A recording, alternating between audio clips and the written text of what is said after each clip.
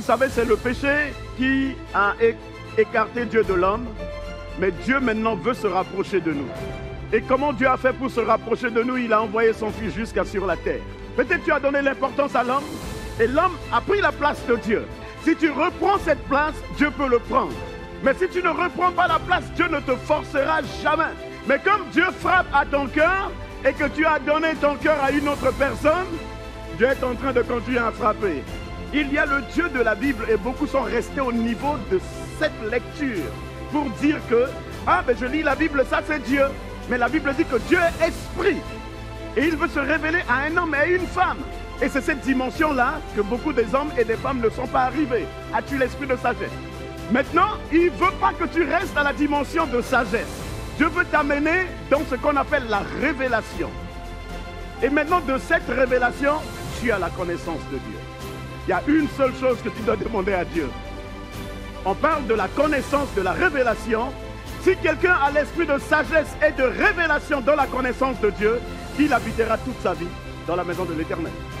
Il t'élève, il te met sur ce rocher, et quand tu vas construire ta vie spirituelle sur ce rocher, les vents, tout ce qui pourrait se lever, ils n'auront rien à voir avec toi. Ils peuvent parler, monter, descendre, tout dire de toi. Tu n'as rien à voir avec eux parce que tu es dans le temple de l'Éternel. Ce que dit vos bouches détermine votre gloire et votre célébration. Depuis le jour où tu t'es donné au Seigneur, tu dois célébrer jusqu'à l'infini. Qu'est-ce qui m'empêche de rester dans la présence de Dieu? Dieu veut être ton ami, c'est juste toi qui refuses à ce que Dieu soit ton ami. Qu'est-ce qui t'empêche de dormir? Ces questions que je pose, c'est pour savoir si quelqu'un a fait une rencontre avec Dieu. Parfois, ce qui t'empêche de dormir, c'est ce que tu adores le plus.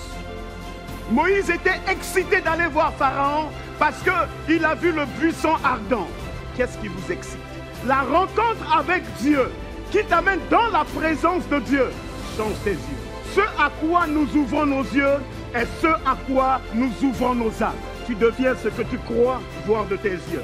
La rencontre que tu fais avec Dieu t'amène dans la bonté de Dieu pour dire que tout ce que Dieu a créé, c'était bon. Quand tu fais une rencontre avec Dieu, cette rencontre-là va t'aider dans la vision, dans les directions, dans les orientations de ce que tu pourrais faire. La voix de Dieu, elle est unique. Ne laisse jamais les hommes t'influencer et t'amener à gauche, à droite. Ce n'est pas cette personne qui a amené le Saint-Esprit dans ta vie. La personne peut partir, le Saint-Esprit restera dans ta vie, il marchera avec toi et il t'amènera à vivre des choses extraordinaires avec Dieu. L'impact d'une rencontre avec Dieu t'amène à vivre des choses extraordinaires.